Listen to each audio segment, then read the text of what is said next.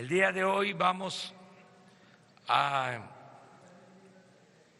informar sobre el plan para liberar a presos políticos. La secretaria de Gobernación,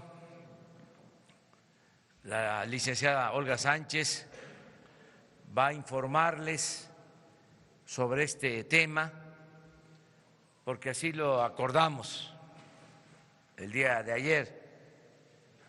Vamos a dar respuesta a la inquietud, pregunta, duda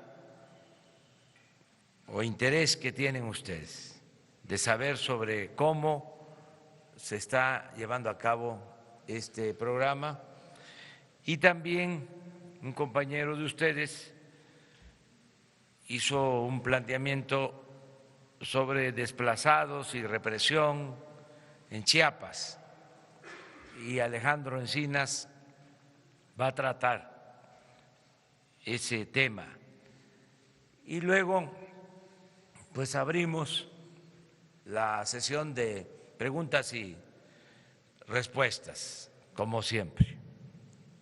Entonces le damos la palabra a la licenciada Olga Sánchez Cordero, secretaria de Gobernación. Muchas gracias, presidente. Para informarles de que en la estructura de la Secretaría de Gobernación se creó una unidad especial para el fortalecimiento de los sistemas de justicia en nuestro país. Esta unidad está compuesta básicamente por dos direcciones generales, una de las cuales es una dirección general para el fortalecimiento de los sistemas de justicia en las entidades federativas a través de convenios de colaboración de las procuradurías estatales y de los tribunales superiores de justicia. La otra parte de la unidad, la otra dirección general, consiste ya precisamente en tener una mesa especial para la revisión de los casos en los que muchas de estas personas han sido privadas de su libertad injustamente. Tenemos ya liberados 16 personas. Hasta ahorita, en el mes de diciembre, hemos estado revisando los 368 casos que tenemos en la mesa y hasta ahorita hemos liberado 16 personas. Estas personas, muchos de ellos inclusive, no han tenido ni siquiera una sentencia después de muchísimos años de estar privados de su libertad y no han tenido sentencias ni condenatoria ni absolutoria. Otros tantos y muchos de estos que no han tenido sentencias porque los jueces no tienen manera de condenarlos, porque no tienen los elementos probatorios necesarios y las evidencias para poder condenarlos, y han estado privados de su libertad durante muchísimo tiempo. Quiero compartirles que estamos haciendo esta revisión de los 368 casos, pero que ya no quiero decir los nombres de estas personas en libertad por privacidad de sus datos personales. Pero estas 368 casos los estamos revisando muy puntualmente. Esta mesa está compuesta tanto por personal de los reclusorios como por representantes de la Procuraduría General de la República, como por los abogados defensores, por organizaciones sociales y sobre todo por gente sumamente calificada para revisar expedientes penales. Pero en todos estos casos lo que hemos encontrado son rezagos importantes en la impartición de justicia y la privación prácticamente ilegal de la libertad de muchos de estos que están en este momento en las prisiones del país. Yo sí quisiera decirles que esta mesa y esta estructura de la Secretaría de Gobernación va a ser permanente. Cuando menos en esta administración pensamos que esta situación y esta creación de esta estructura será permanente. Si algo que ha tenido la población en todo este tiempo ha sido una falta de respuesta del sistema de justicia, tanto a nivel local como a nivel federal. Y lo que queremos es precisamente que todas estas personas tengan ya una respuesta por parte del Estado en relación a cada uno de estos casos. Queremos hacerlo con mucha celeridad y a la brevedad posible, sin embargo, esto lleva tiempo. Hasta ahorita hemos recibido estos 368 casos, pero creo que vamos a buen ritmo porque en este mes de diciembre se liberaron 16 personas. Entonces, creo que hemos estado haciendo el trabajo y hemos estado, por instrucciones del señor presidente de la República, revisando casos de estas personas que han sido privadas de su libertad prácticamente injustamente o que no han tenido sentencias durante muchísimos años y han sido están en prisión y no han tenido siquiera una respuesta por parte de los tribunales en relación a las sentencias condenatorias o absolutorias en su caso. No sé si hay alguna pregunta. Sí, por favor.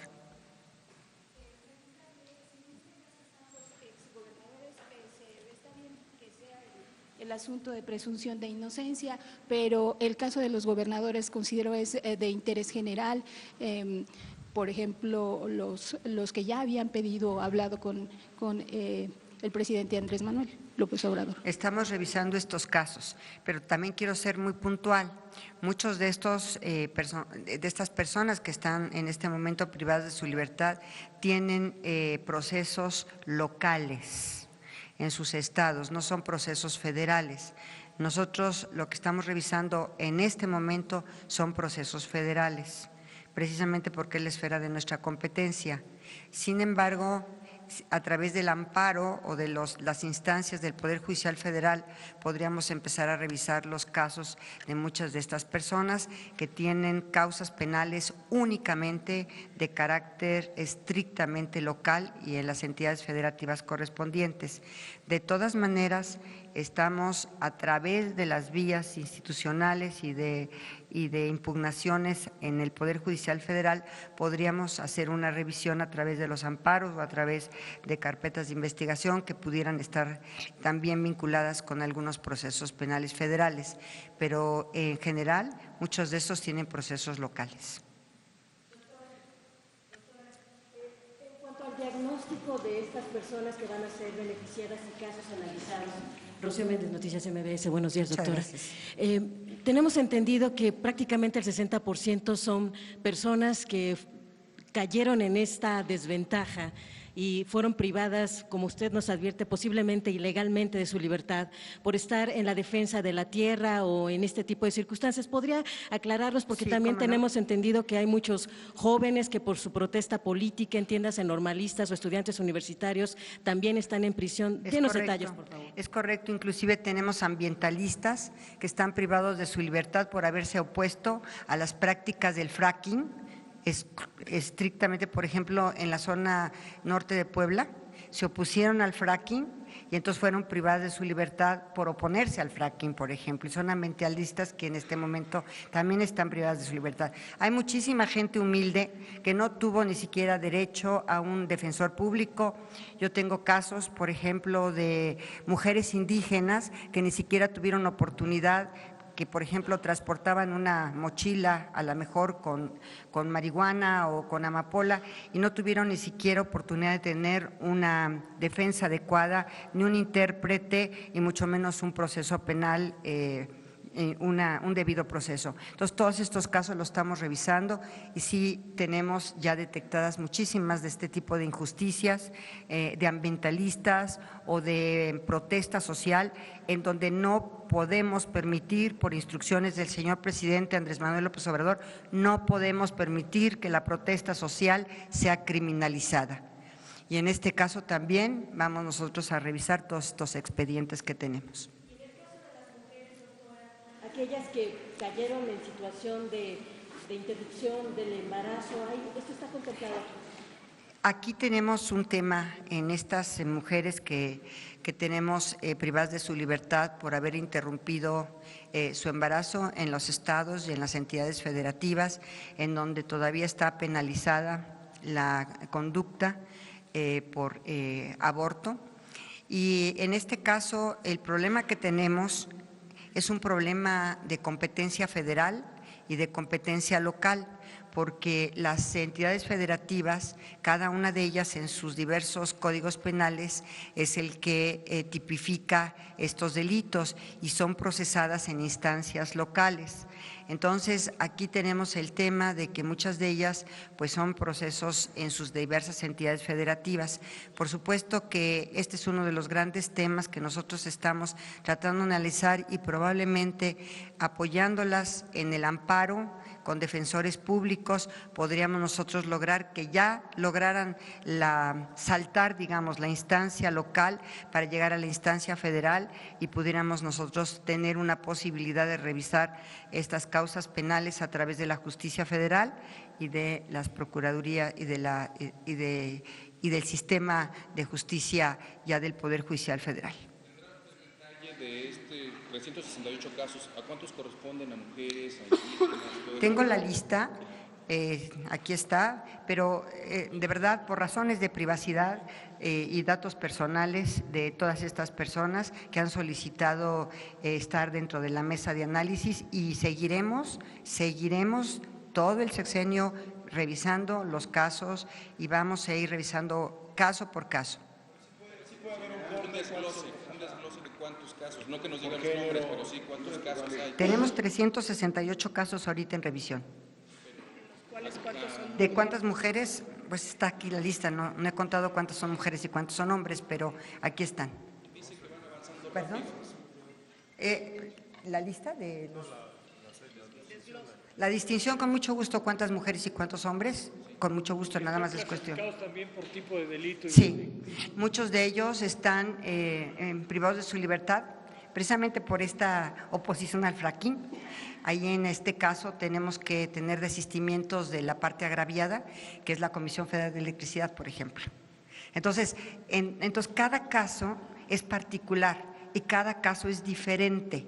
No podríamos generalizar ahorita porque uno está por fracking, otro está por motín, otro está por atentados contra las vías de comunicación, otros, bueno, hasta a muchos de ellos les han hecho montajes de secuestros o de extorsiones y muchos de ellos ni siquiera hay elementos probatorios suficientes como para que continúen privados de su libertad. Señala usted de que van avanzando rápido, adelante, señala usted de que van avanzando rápido. Pues 16 casos. ¿Tendrá usted un comparativo de cuántos se liberaron en el gobierno anterior o cómo se Yo creo dio que en el marcha? gobierno anterior no había este tipo de instalación de una mesa como la que, por instrucciones del presidente Andrés Manuel López Obrador, hemos instalado en la Secretaría de Gobernación. Ha sido una insistencia constante del señor presidente de que todos estos casos se revisen porque muchos de ellos no hay delito de presos políticos, pero por manifestaciones en contra del sistema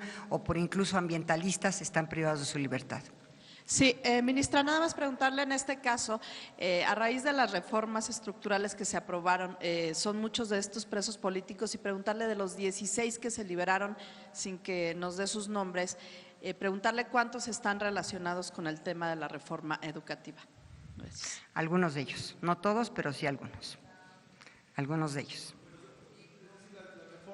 Las reformas perdón, Agustín Velasco de 1TV, las reformas estructurales aprobadas en el sexenio pasado arrojaron entonces esta cantidad de presos políticos, es decir, la reforma energética, la reforma educativa, etcétera. Bueno, les estoy dando el ejemplo del fracking. Los que se han opuesto al fracking allá en la zona norte de Puebla, estamos revisando sus expedientes, pero por ejemplo, estas personas, quien tiene que desistirse es la Comisión Federal de Electricidad, por ejemplo. Entonces, hay denuncias de ciertas instituciones públicas o de secretarías de Estado o de órganos autónomos o en este caso, por ejemplo, de la propia comisión, en donde tenemos que tener el desistimiento de estas instancias de gobierno y lo vamos a estar haciendo constantemente. En el Senado han presentado, Ricardo García, Revolución 3.0, en el Senado han presentado una iniciativa ciudadana para ley de amnistía. Esto quiere decir que el proceso por el cual están siendo liberados estos 16 presos no tiene que ver con una amnistía, se están haciendo casos particulares y si pudiera decirnos aproximadamente en cuánto tiempo quedarán resueltos los casos restantes. La ley de amnistía, que también es una, digamos, una instrucción del señor presidente, tenemos que tener detectados los universos de personas a las cuales van a ir dirigidas. Nos ha instruido de que hagamos un universo de personas, por ejemplo, de jóvenes que tenían por pobreza, estaban en los campos contratados en campos de marihuana o de amapola, jóvenes que tenían de posesión de droga más del gramaje permitido por la ley, y todos estos jóvenes, desde luego que también están privados de su libertad, pues, como diría en mi época, hace muchísimos años, prácticamente son jóvenes, así decía mi madre, marihuanos, ¿no?, que tenían más posesión de droga y que ahorita están privados de su libertad. Entonces el presidente de la República nos ha instruido, porque una ley de amnistía pasa por el Congreso, por supuesto por el Congreso Federal, y tiene que tener un universo de personas determinadas. Lo que estamos haciendo es revisar caso por caso en esta mesa de reconciliación y justicia, así la hemos llamado, en la Secretaría de Gobernación, y en este momento no es una ley, sino es la revisión particular de los casos. Pero cuando tengamos el universo de personas a los cuales puede ir dirigida una ley de amnistía, le vamos a presentar al señor presidente de la República nuestra propuesta. Buenos días, Eduardo García de Infocel. Secretaria, en ese sentido, y dada la lenta impartición de justicia que hay en México, ¿no le preocupa que algunos nuevos delitos federales que se está proponiendo por la nueva administración sean graves y que mucha gente pueda ser acusada, sometida a cárcel y padecer de estos largos procesos sin justicia? ¿No debería de haber una reforma al mismo tiempo del sistema de justicia paralela o anterior? El señor presidente, la reforma que presentamos por instrucciones del señor presidente para ampliar el catálogo de delitos graves sin derecho a fianza o a libertad provisional, sino que oficiosamente se les priva su libertad, son únicamente 3. Son hechos de corrupción, por una parte; por otra parte son delitos electorales y desde luego el robo de combustible, por considerar que estos 3 delitos han afectado gravemente a la sociedad. Y por eso es que el señor presidente ha propuesto la ampliación del catálogo de delitos graves para que enfrenten su proceso en prisión y no en libertad. Sí, Ernesto Ledesma, de Rompeviento TV. En lo que toca, secretaria de Gobernación, en lo que toca a los presos políticos locales, que es una gran mayoría en lo que toca a presos políticos de rango federal, ¿están teniendo algún tipo de colaboración por parte de algunos gobernadores? Porque transferirlo a proceso federal mediante el amparo puede alargar muchísimo la condición de los presos. Desde luego que ¿Hay algunos gobernadores que están colaborando? A través de la otra Dirección General de Fortalecimiento al Sistema de Justicia, vamos a hacer convenios con los gobernadores, todavía no. Ese es un tema que está pendiente, pero ya está instalada la Dirección General para el fortalecimiento del sistema de justicia en México.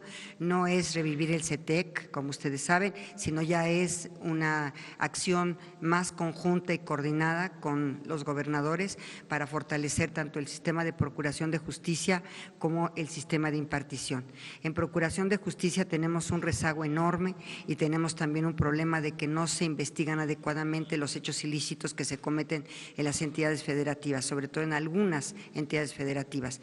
Entonces tenemos que, a través de esos convenios de colaboración, apoyar hasta donde, obviamente respetando la soberanía de los estados y su autonomía, hasta donde nos permitan poderlos ir fortaleciendo tanto en materia de procuración como en materia de impartición. Pero la respuesta es que en muchos de estos casos no han tenido una respuesta de este sistema de justicia rápida y eficiente. A ver, yo creo que ya hasta ahorita dejo esto y voy a darle la palabra al subsecretario de Alejandro Encinas. Sí quisiera decirles que les va a platicar sobre un tema que es verdaderamente un tema muy delicado en nuestro país, pero que nunca se había visibilizado en nuestro país, que es el tema de los desplazados. Este tema nunca existió y ahorita vamos a platicar sobre él. Muchas gracias. Con su autorización, señor presidente. Bueno, como lo planteó ayer Ernesto de Ledesma de Rompevientos TV, efectivamente el pasado 18 de diciembre hizo el planteamiento aquí en la conferencia de prensa respecto a la muy difícil situación que se está viviendo en los Altos de Chiapas, particularmente en la zona Chenaló y Aldama.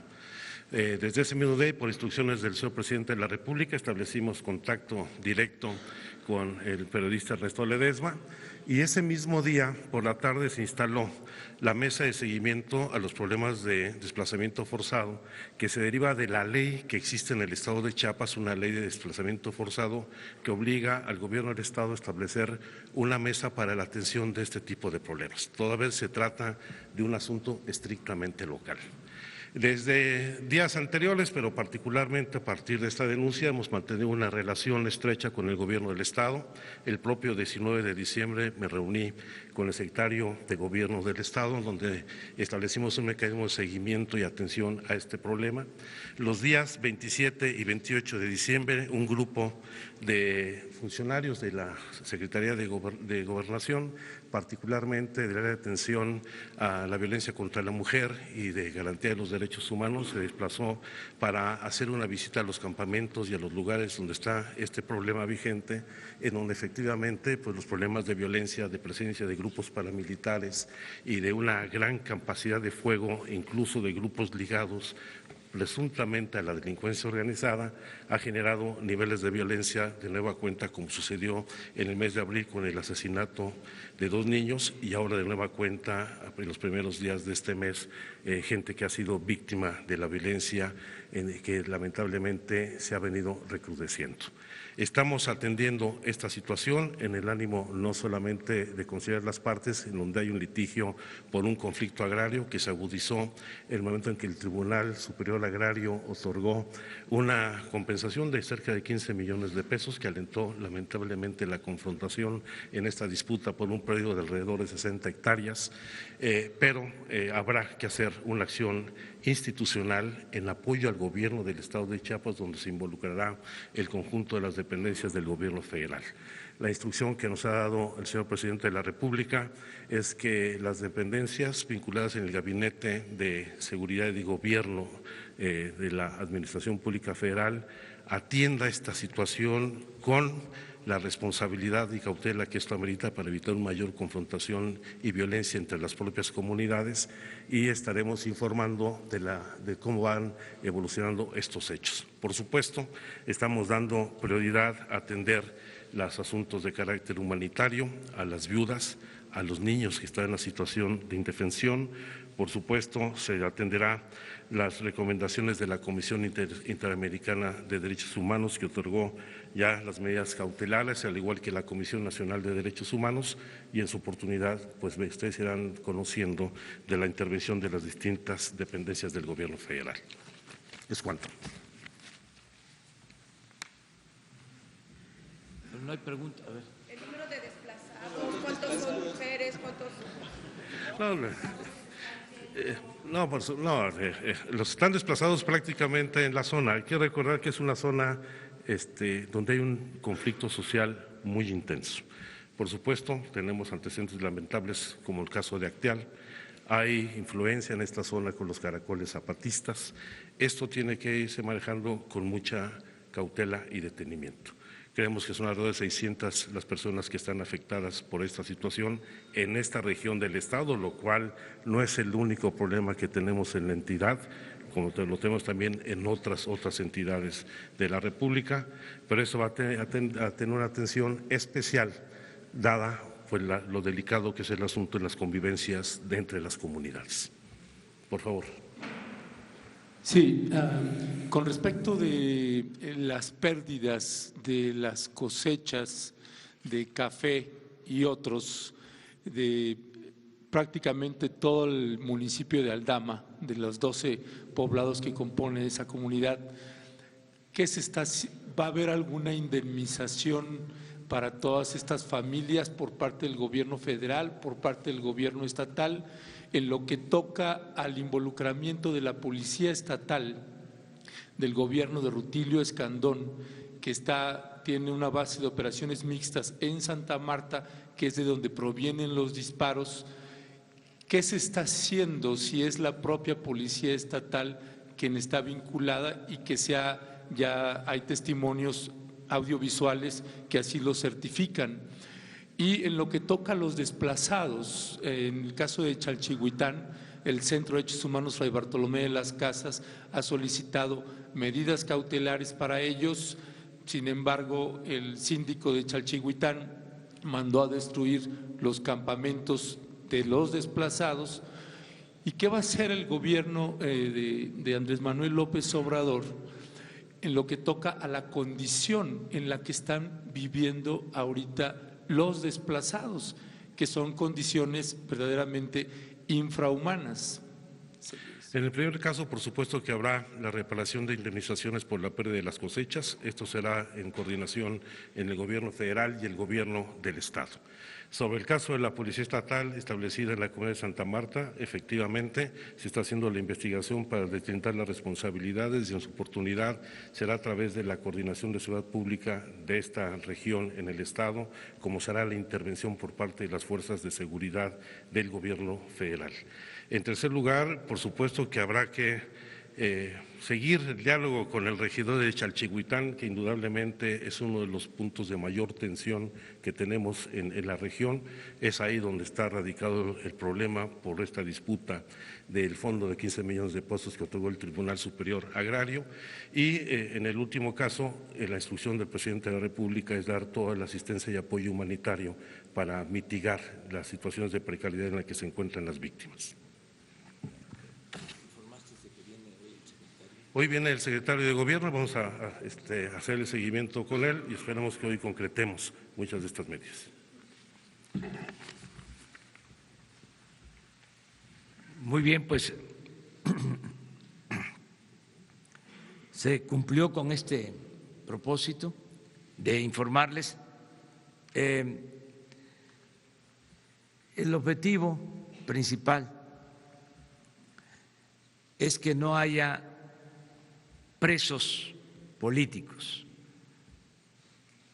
que ningún ciudadano sea víctima de represalias por su manera de pensar, por su postura política, que no se utilice ninguna institución del Estado para afectar a los ciudadanos de manera injusta, que no se fabriquen delitos a opositores, adversarios, como sucedía. No estoy inventando nada. Queremos que la Cuarta Transformación signifique también justicia, que no se acuse a opositores, a dirigentes sociales, ambientalistas, hasta de lavado de dinero, y se les envía a las cárceles. Eso se terminó, nunca más una represalia. Y estamos reparando los daños, si podemos usar ese término, reparación de daño, que los inocentes puedan salir de las cárceles, que quienes no tuvieron posibilidades de contar con defensa de abogados, porque las oficialías públicas no hicieron su labor, o quienes están sin sentencia desde hace años, que se revisen todos estos casos, desde indígenas, mujeres, ambientalistas, maestros, dirigentes sociales y políticos. Vamos a revisar todo. Está abierta esa posibilidad a cargo de la licenciada Olga Sánchez Cordero, secretaria de Gobernación. Como ella lo mencionó, no podemos dar a conocer nombres, pero sí los que se han mencionado han solicitado los más famosos, conocidos casos, se están tratando. Han acudido a nosotros y los estamos atendiendo. Esa es la actitud que se está tomando en este caso. Les doy una buena noticia, cambiando de tema.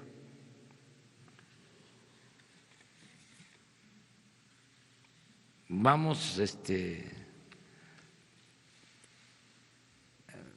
logrando el propósito de que no se roben los combustibles.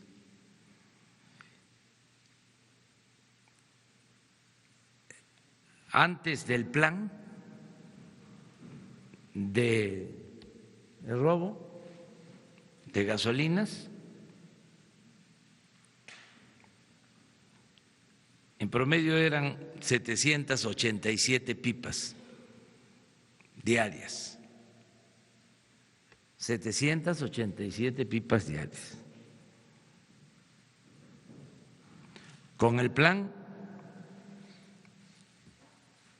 se ha bajado a 177 pipas diarias, es decir, 610 pipas menos diariamente. 610 pipas menos diariamente. En total se han robado, desde que iniciamos el plan, se han robado 8.540 pipas menos. Si se colocaran las pipas una tras otra, son como 80 kilómetros de pipas, las que ya no se han robado. En dinero ha significado un ahorro de 2.500 millones de pesos. 2.500 millones de pesos. Informo esto para agradecerle a la gente por su apoyo, por su respaldo. Y sí, han habido molestias en algunos lugares, no ha sido generalizado, pero no ha sido en vano. Si los ciudadanos nos siguen apoyando, nos siguen respaldando, vamos a acabar con la corrupción, que ese es el propósito. Cero corrupción, cero impunidad. Ahí están los resultados.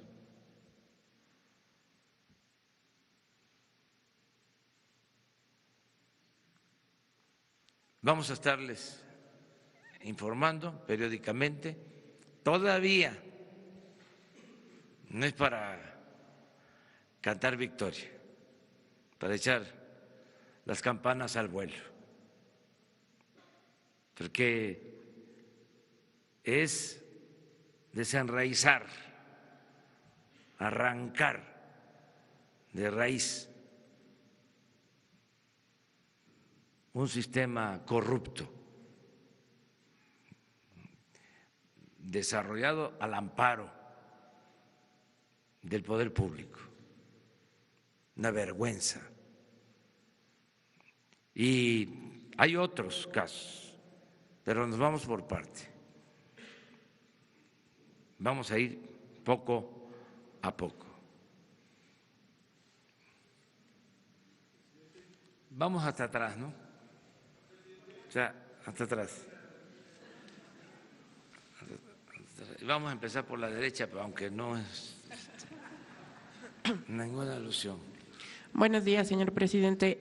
Preguntarle, ayer hablaba sobre el resguardo que va a tener ahora las pipas con elementos militares. ¿Hay una fecha para que esto ya nos esté dando, para que estas pipas puedan circular sin que se tenga esta seguridad? Y en otro tema, usted ha hablado particularmente de los órganos autónomos y ha criticado estos altos sueldos que han tenido. En el INEE ya vemos una reestructuración en los próximos meses, en las próximas semanas, que ya va a cambiar. En el caso del INAI, ¿también habrá una propuesta de su gobierno para reestructurarlo, por ejemplo, para quedarse con menos comisionados, para que haya otro instituto de transparencia, ya que usted ha criticado fuertemente ese instituto? Gracias. Bueno, el plan continúa, nos están ayudando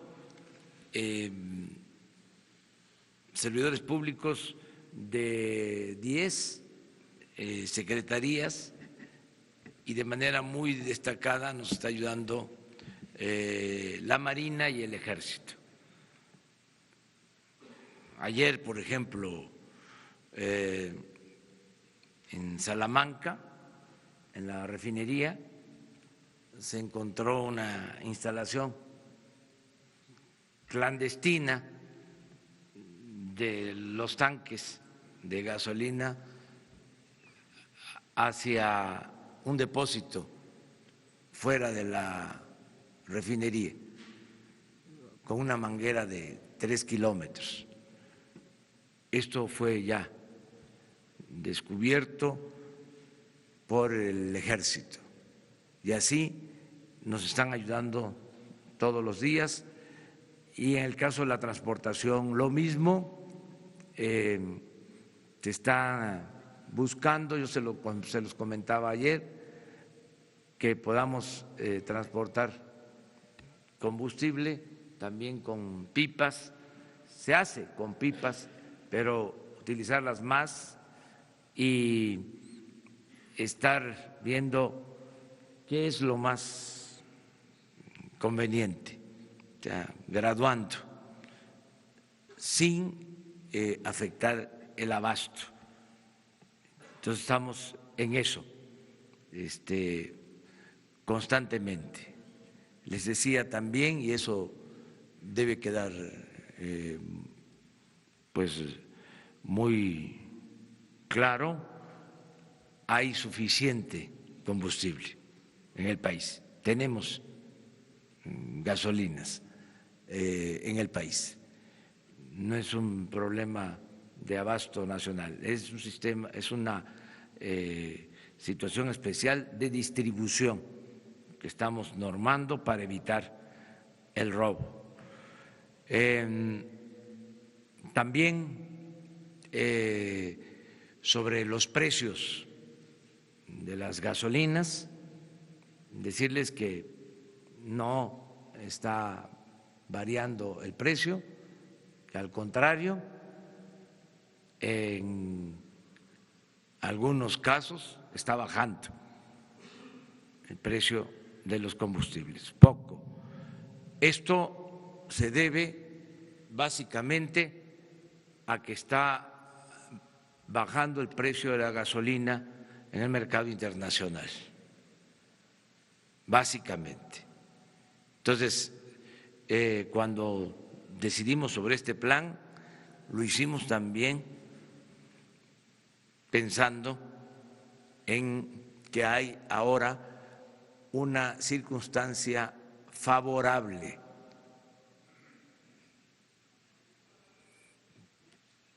de precios bajos de combustibles a nivel internacional. No olvidemos que desgraciadamente por el abandono a Pemex, por el saqueo a Pemex, por la política de pillaje que significó el llamado neoliberalismo,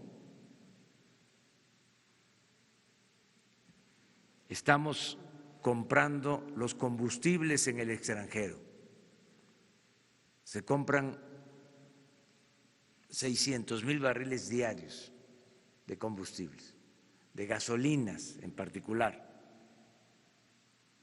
de 800,000 barriles que consumimos diariamente, se compran 600,000. Entonces ahora, por fortuna, por suerte, ese combustible que se está comprando se adquiere a precio bajo. Además se está comprando ya mejor el combustible. Un día vamos a hablar ampliamente sobre este tema. Entonces, esto nos permite tener abasto y al mismo tiempo mantener los precios. ¿Hasta cuándo se quedará la seguridad? ¿Hasta cuándo habrá? Hasta que se normalice. ¿Pero hay una fecha que su gobierno ya tenga planteado? Bueno, vamos a estarlo viendo aquí con ustedes. Se le va a dar seguimiento. Una regla de oro de la democracia es la transparencia. Aquí todos los días vamos a tratar los temas. Y sobre el INAI, señor, ¿habrá una propuesta? Sí, no queremos nosotros intervenir en organismos autónomos. No está en el plan nuestro el que se reestructuren, se achiquen o desaparezcan organismos o instituciones autónomas. Tenemos diferencias, pero no es eso para nosotros prioritario. Lo que estamos pidiendo, ya se logró, es que redujeran sus gastos los organismos autónomos. Esto lo hizo el Poder Legislativo, porque ellos dieron el ejemplo, ya hablamos de ese tema, que los senadores, los diputados redujeron sus gastos, todo lo que es el Poder Legislativo, y esto llevó a que otros organismos, otras dependencias autónomas hicieran lo mismo, o en el Congreso, en la Cámara de Diputados, se hicieran los ajustes al presupuesto. Y todos estamos en el plan de austeridad republicana. Aquí en la presidencia vamos a ahorrar. Yo les informo que el año pasado se autorizó un presupuesto que no fue el devengado, porque eso todavía está por verse, pero el autorizado fue de 1.800 millones, para este año ya son 1.500, y yo espero que ahorremos una cantidad considerable. Y no tengo la menor duda, porque ya no hay pues todo el aparato que había. Imagínense, nos acaban de entregar de la antigua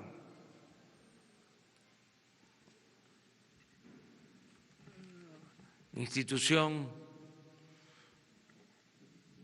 del Estado Mayor Presidencial 280 vehículos.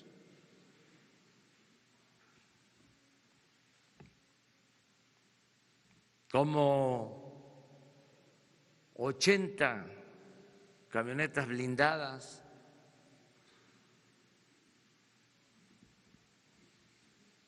Me decían que la mayoría de color negro, que era pues todo el aparato, toda la comitiva. Yo ahora pues me traslado en un vehículo. Entonces vamos a ver qué hacemos con las 280 camionetas. Las blindadas pues a las áreas de seguridad, la defensa, a la Marina, a seguridad pública. Pero imagínense el ahorro nada más en combustible, y las vamos a distribuir porque se deben de usar, pero algunas a lo mejor se van a entregar para otros propósitos. Estamos viendo todo eso. 280 y de todo tipo. Entonces, ¿cómo no vamos a ahorrar? Y además se tenía un contrato de arrendamiento de vehículos. Entonces, nos va a alcanzar el presupuesto. Por eso celebro que los organismos autónomos hayan aplicado el plan de austeridad. Quedamos los de atrás, pero… Gracias, presidente. Buen día, secretaria, subsecretario. Alejandro Lelo de la Red Diario, Basta, Grupo Cantón. Presidente, vemos que coincide la baja en el robo de combustible con el cierre de los ductos. O sea, es como un poco, en la casa tengo una fuga y cierro la llave de paso, pero bueno, ya no tengo agua, tengo que acarrearla para utilizarla. ¿En qué momento van a abrir esa llave y qué están haciendo para que cuando la abran no se repita este robo de combustible y se vuelva a disparar? Y la segunda pregunta, muy concreta también, hay otras, y ahora que está de moda el huachicoleo, si me permite llamarle también otra forma de huachicoleo, que el ciudadano llega a la gasolinera y le venden litros de 800, de 900 mililitros, y son miles. Hay un caso histórico en el sexenio de Fox, una subsecretaria del consumidor fue destituida y se le señaló de chantajear, extorsionar gasolineras para campañas panistas. Ahí está la historia por ahí del 2004, 2005. Eso quiere decir que sí tiene dientes la Procuraduría del Consumidor para combatir. ¿Qué está haciendo, qué va a hacer su gobierno para combatir también este huachicoleo contra el ciudadano? Sí, vamos a estar actuando. Es un equipo multidisciplinario, intersecretarial, el que atiende esto. No solo es Pemex, está la Secretaría de Economía, está participando la Secretaría de Gobernación y otras secretarías. Y también nos está ayudando la Procuraduría, la Fiscalía General, y nos están ayudando también de Hacienda, de Inteligencia Financiera. O sea, es un equipo de trabajo y vamos a ir avanzando, resolviendo los problemas. aguantando, resistiendo. Entonces, estamos en eso y lo ideal es que en las gasolinerías se den litros de a litro, pero que no sean nada más las mantas que cuelgan en las gasolinerías como publicidad, sino que en realidad no defrauden al consumidor, que no se afecte al consumidor. Todo eso lo vamos a estar cuidando, y no solo con medidas coercitivas.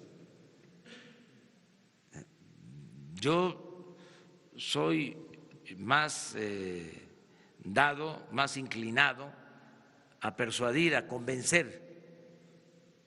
Y yo creo que lo vamos a lograr porque estamos viviendo una etapa nueva. Todo esto se daba porque el gobierno daba el mal ejemplo. Si robaban arriba, pues cómo no iban a robar abajo. Y dijimos muchas veces, vamos a limpiar el gobierno de corrupción de arriba para abajo, como se limpian las escaleras, y es lo que estamos haciendo. Entonces, yo espero que tengamos muy buenos resultados. Aquí en la Ciudad de México, por ejemplo, hay una gasolinería, se le puede decir también gasolinera, las dos cosas están permitidas.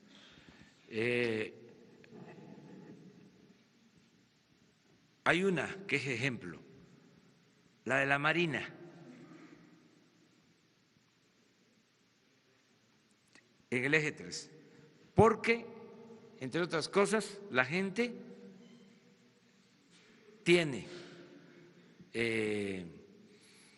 la percepción,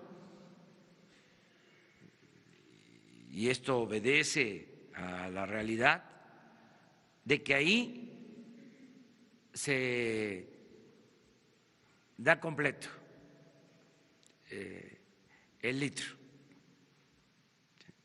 Entonces, en general, todos aportarnos bien, todos aportarnos bien. De todas maneras, vamos a estar vigilando, y yo estoy seguro de que la competencia tiene que ver también con la calidad, tiene que haber un componente ético en todo lo que hagamos. Les voy a dar un dato que es interesante, y ahí me van a ayudar también ustedes, y me va a ayudar toda la gente.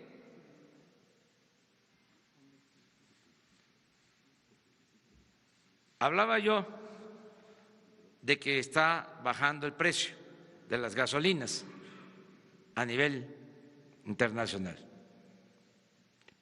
Todavía Pemex abastece a las gasolinerías en un 95% aproximadamente. Es decir, Pemex está comprando la gasolina y la entrega a los concesionarios. Y se está vendiendo la gasolina a menor precio.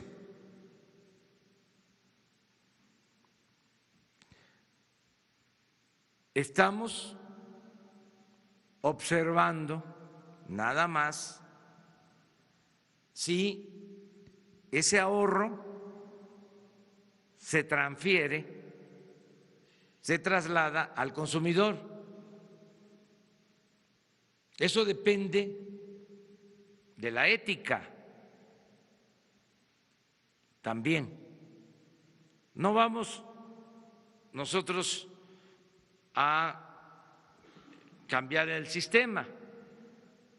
Queremos que haya competencia y que sea libre mercado. pero que no vayan a abusar en los márgenes de utilidad. Sí se entiende, ¿verdad? Entonces, vamos aquí a estar viendo eso, de cuánto se vende de gasolina, a qué precio, cuántos son los márgenes de utilidad y cuál es el comportamiento. O sea, para que haya verdadera competencia. Si hay competencia, se ayuda, se beneficia el consumidor. Entonces, todo esto va a significar más transparencia en todo sentido y más debate y diálogo. Ayer, por ejemplo, que mencioné que nos costaba más barato trasladar la gasolina por ductos, pues es una cosa obvia, ¿no? Y que luego los buquetanques y que luego el ferrocarril y que era más cara el traslado de combustibles, era más caro el traslado de combustibles por pipas, inmediatamente, ¿no? Los analistas adversarios diciendo que, bueno, sí, ya no se usan los ductos, pero ahora sale más caro trasladar la gasolina por pipas. Pues sí, pero es muchísimo más caro que se la roben. O sea, de sentido común, que es a veces el menos común de los sentidos, de juicio práctico. Pero es buena la polémica. O sea, el que podamos debatir para saber cómo van las cosas. 3 más, ya. Presidente, yo le quiero preguntar por un personaje en este tema del cuidado de los ductos. El general Eduardo León Trawitz, que fue el encargado durante el sexenio pasado de Pemex Seguridad, él había sido jefe de escoltas del expresidente Enrique Peña Nieto desde su época como gobernador del Estado de México, y luego ya que pasa al gobierno federal le da el encargo de cuidar los ductos de Pemex. ¿Qué tanta responsabilidad se le ha encontrado a este personaje en este asunto del huachicoleo, tanto arriba como abajo? ¿Ya lo cambiaron de encargo o siguen el encargo todavía de cuidar los ductos de Pemex? Gracias. A ver, que levanten la mano de manera democrática y en honor a la verdad que es revolucionaria, la mentira es reaccionaria.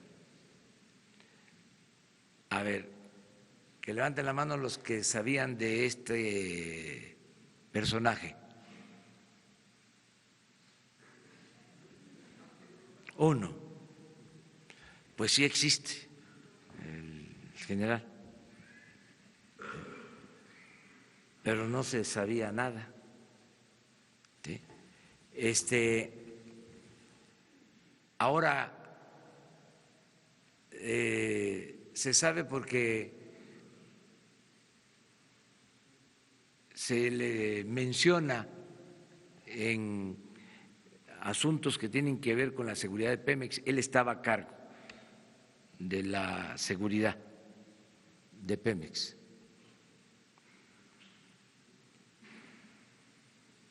Y lo que se está haciendo ahora, les hablaba de que es un programa integral, es una investigación a fondo, conjunta, de todas las dependencias. Recuerden ustedes que se dijo desde el principio, lo acaba de mencionar la licenciada Olga, de que el robo de combustible se convierte en delito grave. La corrupción y el fraude electoral. O sea, son temas en donde no vamos a dejar de insistir hasta que se castigue a todos los responsables y vamos a estar siempre también llamando a los ciudadanos, sobre todo la verdad. Me preocupa mucho el que sean detenidos gentes humildes, pobres, que no sepan que ahora ya el robo de combustible es un delito grave sin derecho a fianza. Entonces quiero que se informen, que todas las familias apoyen, ayuden. Esta semana empiezan ya a dispersarse los recursos para los programas sociales. El que no tenga trabajo va a poder asistir a una dependencia y conseguir trabajo. Vamos a lograr muy pronto el pleno empleo. En el caso, por ejemplo, de los jóvenes, todos los jóvenes de 18 a 29 años van a recibir su apoyo. Poco, pero muy digno. Poquito porque es bendito. 3,600 pesos, pero que no les falte lo indispensable, para que nadie se vea obligado a tomar el camino de la delincuencia. Entonces, en eso estamos y ahí les dejo de tarea lo de la pregunta del compañero. Muy bien. Está bajo investigación, eso es lógico. El general que estaba a cargo de los ductos está bajo investigación. Está en una lista de personas que se investigan con relación a esto, sin que haya todavía nada definitivo. ¿La investigación Corre porque se está investigando a todos los que tienen que ver o tuvieron que ver con estas actividades. La Secretaría de Gobernación, ¿en qué etapa de la investigación se encuentran? Nada más, si nos pudiera precisar. En todos los casos se está trabajando en lo que tiene que ver con precisamente la investigación. Hasta ahí. Uno ya.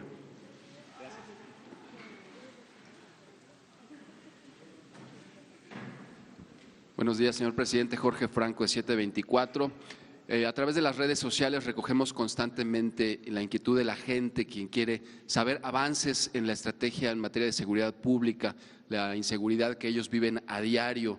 Esto nos lo piden constantemente. Sabemos que el secretario Durazo ha señalado la fecha de 3 años para recuperar la paz y la tranquilidad. Sin embargo, bueno, ¿cuándo se rendirá este informe? Si nos pudiera dar algunas cifras un poco más detalladas, será hasta los 100 días que den algún informe ya al respecto, pero mientras tanto, ¿qué avance le puede comentar a la gente, por favor? Pues ya se acordó que todos los días tengan ustedes información sobre lo que sucede en homicidios, en robo de vehículos y en el robo de combustibles. Eso está transparente, la información que nosotros recibimos por la mañana ya se puede revisar y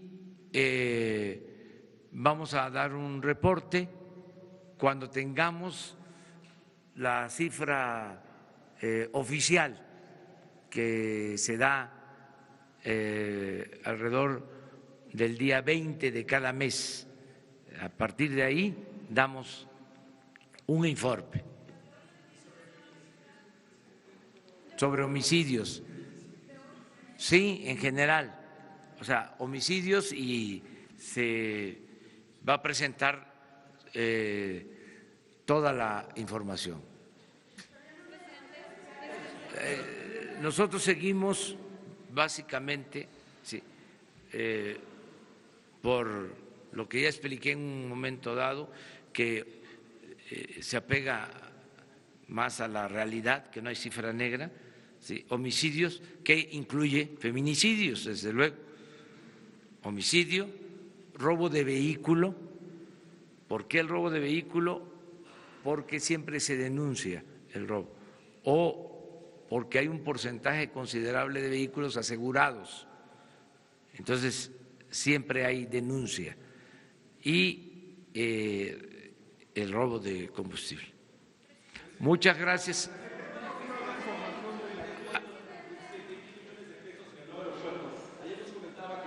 Nos iba a dar los pormenores, cómo va esa investigación. Van a informar de la Procuraduría, les pedimos toda la información. Les adelanto que no presentó la Policía Federal Preventiva ninguna denuncia.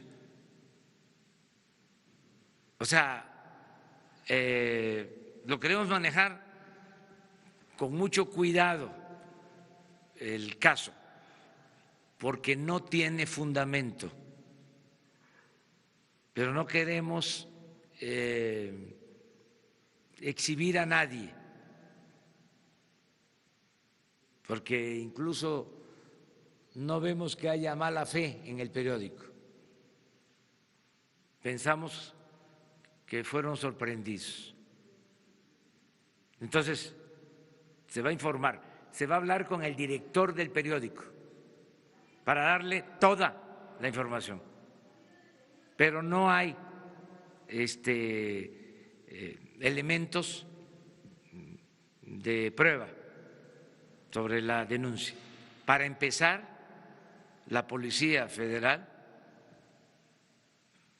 Preventiva no presentó, ya lo revisaron los responsables, ninguna denuncia por corrupción en la construcción del aeropuerto. Los homicidios, presidente. Sobre el esquema en los sindicatos que se utilizaron sindicatos para cargar dinero, para cargar materiales. Entonces quiero preguntarle qué se necesita para que ustedes activen una investigación, porque si bien es cierto que la Policía Federal en este caso no tenía las facultades para investigarlo, hay elementos públicos que nos hablan de un esquema de corrupción con nombres claves, con mecanismos. Entonces, ¿qué se necesitaría para que ustedes investiguen este caso? No, pues cuando uno sabe de un delito, uno está obligado a denunciarlo y la autoridad tiene que proceder. Pero en este caso no fue así. En este caso no presentó la Policía Federal Preventiva ninguna denuncia. No quiero decir más, pues. Ahora que lo saben, lo van a investigar, ya conocen los hechos, ¿van a presentar la denuncia en este momento y se podrá activar la investigación? Sí, pero no hay elementos, o sea, no hay pruebas. ¿Saben cuántas denuncias hay en la Procuraduría? Hoy estaban informando. En general, unas fundadas, otras sin elementos, 103,000 denuncias. O sea, es mucho el rezago. En este caso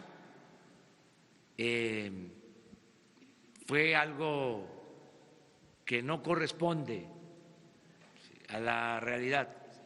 O sea, si no se los diría, Lo que pasa es que no me quiero meter al fondo porque es cuando alguien se equivoca o se comete un error.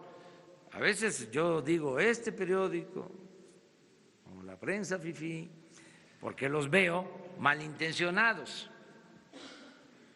tendenciosos. Ya ves cómo son, que se dan baños de pureza, ¿no? Y son unos reverendos hipócritas. Ahí sí, pero acá no, acá fue que se manejó una información, eso suele pasar, que llega información a las mesas de redacción por distintas causas. Yo estoy seguro que el director del Universal no sabe de esto. Lo que vamos a hacer, y eso fue lo que instruí, es que se le informe. ¿Pero ustedes no lo van a investigar entonces, este caso? ¿Lo desestiman? Si está en la Procuraduría, lo tiene que hacer la Procuraduría. Pero de entrada, no es cierto que la Policía Federal Preventiva haya presentado una denuncia por corrupción en la construcción del aeropuerto. Punto. Ya más no se puede. Pero es que todos nos equivocamos, todos, y lo que tenemos que aceptar es el derecho a la réplica y también rectificar, no caer en la autocomplacencia, que ese es otro asunto que tiene la prensa fifí, que no rectifica y se regodea de la autocomplacencia. O sea, son jueces, ¿no? Sentencian,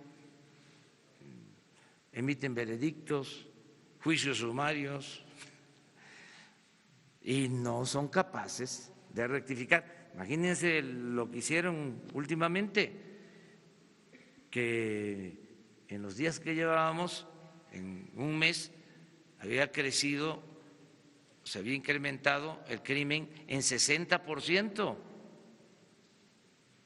No se midieron